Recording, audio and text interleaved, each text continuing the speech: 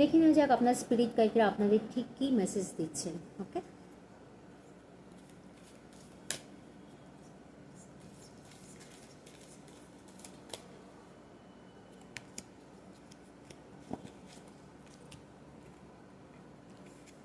Forgiveness.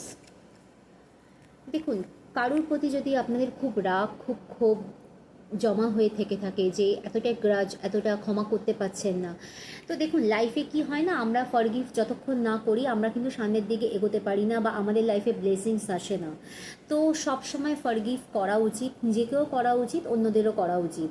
তো এইভাবে ইউনিভার্সের কাছে প্রেয়ার জানান যে আমার আমার ক্ষেত্রে যা যা অন্যায় হয়েছে, আমি যা যা অন্যায় করেছি, সেটা অন্যের প্রতি হোক কি নিজের প্রতি হোক, যা যা আমি ভুল করেছি তার জন্য আমি ক্ষমা চাইছি। ফরগিভনেস প্রেয়ার করুন, আপনাদের লাইফে খুব তাড়াতাড়ি খুব ভালো অপরচুনিটি আসতে পারে, ইউনিভার্স আপনাকে ব্লেসিংস দিতে পারে।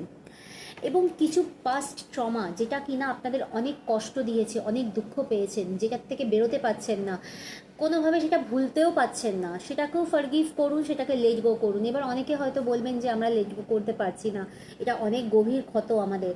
তো দেখুন, অনেক সময় কি হয় না, পুরনো জিনিস যদি আমরা আঁকড়ে ধরে থাকি, সেটা আমাদের লাইফে গ্রো হতে বাধা দেয়, আমাদের লাইফের আফলিপমেন্টে সেটা আটকায়।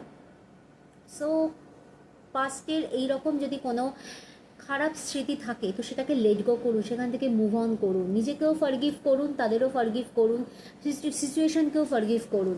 দেখবেন আপনার লাইফে খুব শিগগিরই আগামী কিছুদিনের মধ্যে খুব সুন্দর অপরচুনিটি আসছে এবং ইউনিভার্স আপনাদের ব্লেস করছেন। ওকে, অবশ্যই রিডিং পছন্দ হলে লাইক, শেয়ার, সাবস্ক্রাইব করতে ভুলবেন না। ভালো থাকবেন। ওম শ্রী গুরুজি। Thank you.